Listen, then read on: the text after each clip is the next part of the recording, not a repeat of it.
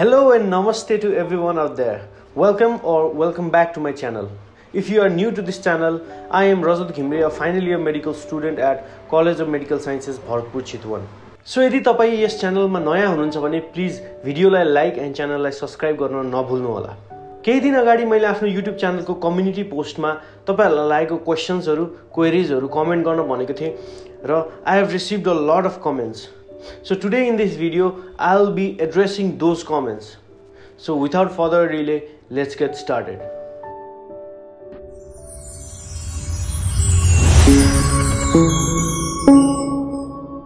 First question छ सरोज भट्ट भन्ने भाइले गर्नु भएको छ, दाजु which one would you prefer, MBBS in paying or BDS in scholarship? पहिलो कुरा त हामीले के बुझौं भन्दाखेरि MBBS र BDS दुईटा फरक कुरा हो। MBBS भनेको bachelors in medicine and bachelors in surgery हो भने BDS भनेको ब्याचलर्स इन डेन्टल सर्जरी हो। एउटाले दाँतलाई डिल गर्छ भने MBBS डाक्टरले दाँतलाई हेर्दा पनि हेर्दैन। सो दुईटा फरक विधाहरू हुन्। यसमा को कतापट्टि जाने भन्ने कुरा आफ्नो पर्सनल इन्ट्रेस्टमा डिपेन्ड हुनुपर्छ जस्तो लाग्छ मलाई।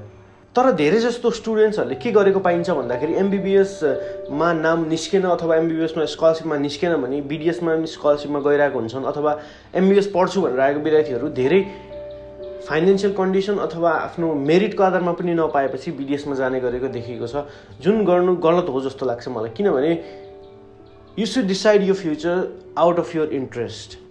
अर्को नो नेम भन्नेले के कमेन्ट गर्नु भएको छ भन्दाखेरि I want to know about the exact amount of money needed to graduate as MBBS without scholarship in Nepal including all fees like hostel, books, practical fees etcetera.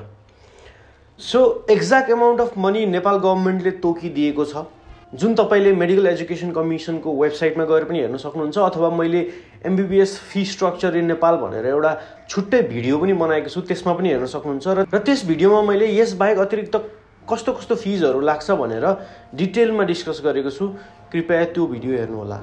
अर्को विप्लव अधिकारी भाइले के कमेन्ट गर्नु भएको छ भन्दाखेरि दाजु rank the medical college on the basis of their achievements. Biplav भाइलाई म के भन्न चाहन्छु भन्दाखेरि कुनै पनि मेडिकल कलेजले केही पनि अचिभ गर्दैन। जुन तपाईले अचिभमेन्ट्स भनिरहनु भएको छ त्यो अचिभमेन्ट स्टुडेन्टले गर्ने हो कि जब स्टुडेन्टले केही अचिभ गर्छ नि तब मेडिकल कलेजले अचिभ गरेको भनेर मान्ने गरिन्छ। सो मेडिकल कलेजले केही अचिभ गर्दैन र स्टुडेन्टले अचिभ गर्ने कुरा भनेको इट्स अ पर्सनल थिङ के। किनभने एउटा स्टुडेन्टले राम्रो अचिभ गर्ला, अर्को स्टुडेन्टले राम्रो अचिभ नगर्न पनि सक्छ। कुन स्टुडेन्टले कति अचिभ गर्छ भनेको उसको इन्डिभिजुअल क्यापासिटीको आधारमा डिपेन्ड गर्छ, उसले कति इफोर्ट लाउँछ त्यसमा डिपेन्ड गर्छ। सो कुनै पनि मेडिकल कलेज राम्रो नराम्रो भन्ने हुँदैन, it's all you, it all depends on you. So तपाईँ राम्रो पढ्नुहुन्छ भने तपाईँ जहाँ गएर पनि राम्रै पढ्नुहुन्छ। So that's all I want to say. अर्को क्वेशन छ विवेक मण्डल भाइले के गर्नुभएको छ भन्दाखेरि I want to know about A level which does student after SCE without doing +2 and it helps to study abroad. So yeah A level भनेको अब it's a foreign degree होइन, त्यो सबैलाई थाहा भएकै कुरा हो र यसले बाहिर जान अलिकति हेल्प गर्छ। कति ठाउँको ए लेभल्सहरूलाई आइएल्सहरू टोफेलहरू पनि गरिरहनु पर्दैन रे भन्ने सुनेको थिएँ मैले होइन। तर यदि नेपालमै बस्नु छ र तपाईलाई MBBS नै गर्नु छ नेपालमा भने मेरो विचारमा ए लेभल भन्दा +2 गर्नु बेटर हुन्छ। किनभने सिलेबस क्वेशन इन्ट्रान्स एक्जाममा सोधिने क्वेशन्सहरू +2 को सिलेबसको आधारमा हुन्छ होइन। अनि ए लेभल्समा कस्तो हुन्छ भन्दाखेरि तपाईले फिजिक्स, केमिस्ट्री, बायोलोजी मध्ये होइन एउटा छोड्न पनि सक्नुहुन्छ के। सो त्यो छोड्यो भने तपाईलाई पछि यता MBBS मा एडमिसन हुन पनि गाह्रो हुन्छ हैन तपाईले, किनभने इन्ट्रान्सै दिन सक्नु हुँदैन, किनभने एउटा सब्जेक्टको तपाईलाई नलेजै हुँदैन के। सो नेपालमा यदि MBBS गर्नु छ भने +2 is always better than A level चाहिँ। तर ए लेभल गरेर आएको विद्यार्थीहरू पनि छैन होइन, छ, तर +2 is better. That's all I want to say. अर्को क्वेशन छ अमित ढुङ्गेल भन्नेले सोध्नु भएको छ diploma in pharmacy, bachelor in pharmacy which is better. So diploma in pharmacy भनेको चाहिँ हाम्रो SLC पछि गरिने, SCE पछि गरिने कुरा हो होइन, 3 वर्ष नै कोर्स हुन्छ सायद। अनि ब्याचलर इन फार्मेसी भनेको +2 दिइसकेपछि गरिने कुरा हो। सो दुईटामा फरक के छ भन्दाखेरि एउटा सायद सिटिभिटीको अन्तर्गत हुन्छ diploma in pharmacy, bachelors in pharmacy हाम्रो कुनै पनि युनिभर्सिटीको अन्तर्गत हुन्छ। अब तपाईँको यो विच इज बेटर भन्ने कुरा तपाईँको फर्दर करियर तपाईँले के सोच्नु भएको छ त्यसमा डिपेन्ड गर्छ है। तपाईँले आफ्नो सर्टिफिकेट कुनै एउटा पसललाई दिएर तपाईँले मन्थली स्यालेरी लिन सक्नुहुन्छ होइन, तपाईँ आफ्नै एउटा फार्मेसी खोल्न सक्नुहुन्छ। त्यसको लागि दुवैले गर्न सक्छ, that doesn't make any difference. तर डिप्लोमा इन फार्मेसी भन्दा ब्याचलर्स इन फार्मेसी कुन कुरामा चाहिँ बेटर छ भन्दाखेरि पछि तपाईँ फार्मास्युटिकल कम्पनीहरूमा जागिर खान चाहनुहुन्छ होइन भने त्यस्ता फार्मास्युटिकल्स कम्पनीहरूले चाहिँ ब्याचलर इन फार्मेसी अथवा मास्टर्सहरू पनि गरिसकेकोलाई प्रेफर गर्छ। So better obvious is bachelor in pharmacy.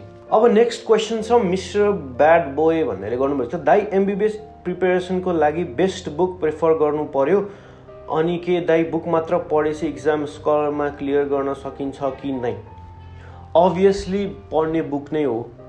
तपाईँ जुनै पनि इन्स्टिट्युटमा गएर पढ्नुहुन्छ भने पनि उहाँहरूले तपाईँलाई ओरिएन्ट मात्रै गर्ने हो, कसरी पढ्नुपर्छ, कसरी यो प्रिपेरेसनलाई कसरी एप्रोच गर्ने भनेर मात्रै सिकाउनुहुन्छ क्या।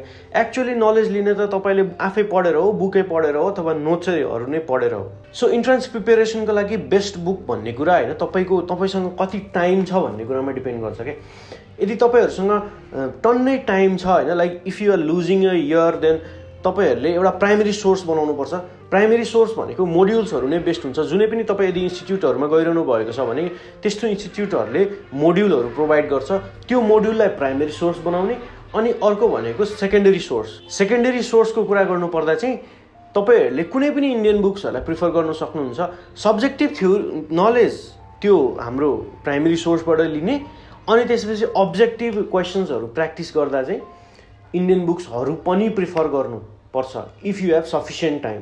तर यदि तपाईँसँग सफिसियन्ट टाइम छैन भने, like if you are just a freshly passed out +2 student होइन, 3-4 महिना मात्रै टाइम छ भने तपाईँहरू प्राइमेरी सोर्समै स्टिक रहनुहोस्, जति सक्दो धेरै एमसिक्यू प्र्याक्टिस गर्नुहोस् र त्यो समयमा तपाईँ आफ्नो एउटा सिलेबस हुन्छ नि, जुन एमइसीले प्रोभाइड गरेको सिलेबस छ त्यो सिलेबस चाहिँ कम्प्लिट गर्ने टार्गेट राख्नुहोस्। त्यति नै हो गर्नुपर्ने। अर्को क्वेसन छ असल माझी भाइले गर्नुभएको छ, things must we follow or do to be in scholar in MBBS entrance exam. So अब कसरी एप्रोच गर्ने भनेर गर्ने कुरामा होइन, इट्स इन्डिभिजुअल थिङ होइन, हरेक मान्छेले आफ्नो तरिकाले एप्रोच गर्छ होइन। मैले कसरी एप्रोच गरेको थिएँ भन्ने कुराको मैले भिडियो नै बनाएको छु, how I got scholarship in MBBS भनेर होइन, त्यो भिडियो हेर्नुहोस्। So you will get a rough idea about that. अर्को क्वेसन छ सोमबारी भन्नेले गर्नुभएको छ, best book for medical entrance preparation. मैले अघि नै भनिहालेँ है। पासा बोय भन्नेले के भन्नुभएको छ भन्दाखेरि, is there any MOE seat in Egypt for MBBS this year and what is the criteria? Can you explain about MOE MBBS seat in foreign country like Russia, China, how to apply and its criteria? So एमओईबाट हरेक साल नेपालहरूको कलेजमा त पठाउँछ स्टुडेन्टलाई होइन, obviously त्यो सबैलाई थाहा भएकै कुरा हो। यसको अलावा अरू फरेन देशहरूमा पनि एमबिबिएस गर्न मन्त्रालयले पठाउने गर्छ। अब कुन कुन देशमा पठाउने गर्छ भन्दाखेरि एउटा चाइनामा पठाउने गर्छ, अर्को इजिप्टमा पठाउने गर्छ होइन, बङ्गलादेशमा पठाउने गर्छ, पाकिस्तान लगायत यस्ता कन्ट्रीहरूमा पठाउने गर्छ होइन। यसको लागि चाहिँ अब क्राइटेरिया के हो भन्दाखेरि एउटा भनेको अब तपाईँ +2 पास हुनु पऱ्यो होइन, इन्ट्रान्स इक्जाममा एपियर गर्नु पऱ्यो होइन, अनि अर्को भनेको मेरिटमा पढ्नु पऱ्यो।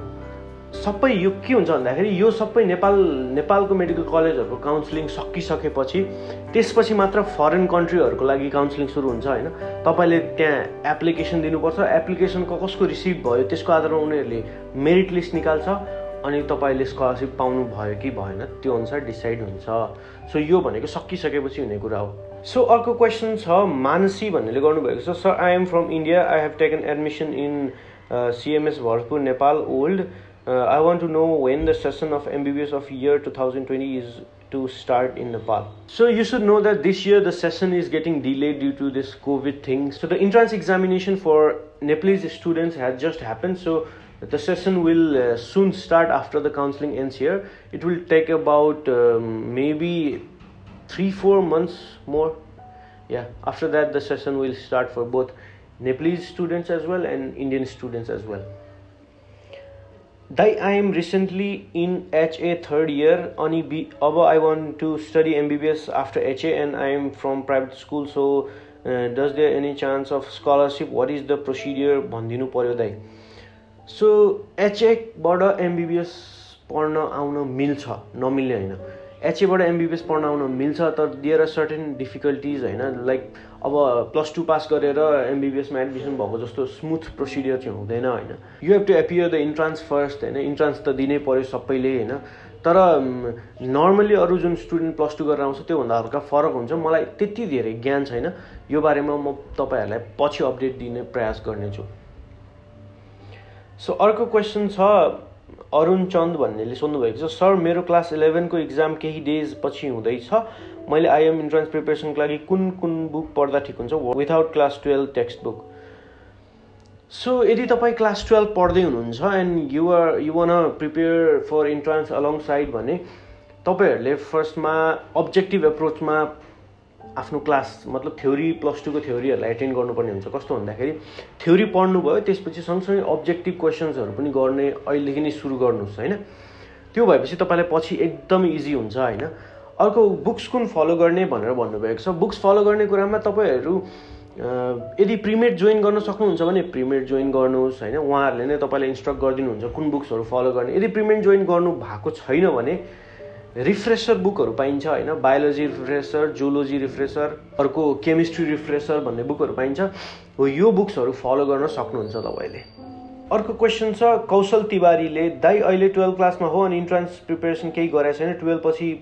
प्रिपेयर गर्ने भनेको छु नेम निकाल्न कतिको सम्भव छ त दाइ असम्भव भन्ने कुरा केही पनि छैन एउटा कुरा बुझ्नु पर्यो तपाईँहरूले पहिला होइन असम्भव केही पनि छैन र फेरि असम्भव केही पनि छैन भन्दाखेरि सबै चिज सम्भव छ इजिली त्यति धेरै इजी हुन्छ भन्ने कुरा पनि होइन है फेरि अभियसली सम्भव छ इफ यु वर्क हार्ड होइन अब कस्तो भन्दाखेरि अहिले अब एकदमै धेरै कम्पिटिसन छ होइन यो फिल्डमा so you have to work hard होइन पास भएर मात्रै हुँदैन तपाईँहरू मेरिट लिस्टमा आउनु पर्यो त्यसको लागि जति सक्दो छिटो प्रिपेयर गर्नु नै बेस्ट हुन्छ 11 देखि नै प्रिपेयर गर्नु बेस्ट हो क्या तर तपाईँले 11 मा गर्नु भएन भने 12 देखि गर्नुहोस् 12 मा नि गर्नु भएन भने इन्ट्रान्स दिएर गर्नुहोस् नाम निस्केन भने लस गर्नुहोस् भने 1 इयर लस गर्दा केही पनि हुँदैन 1 इयर लस गर्नुहोस् मजाले घर बसेर पढ्नुहोस् नाम स्योर निस्किन्छ अर्को क्वेसन छ मोहन पन्थ भाइले गर्नुभएको छ दाइ गर्लफ्रेन्ड कहिले रिभिल गर्ने अनि अर्को प्रश्न धेरै विद्यार्थीले 11-12 भ्यालीमै पढेकोले नाम निकाल्ने गर्दछन् भ्याली चाहिँ कसरी एउटा फ्याक्टर बन्छ यसमा तपाईँको ओपिनियन दिनुहोस् आई मिन भ्याली बाहिर पढेकोले निकाल्न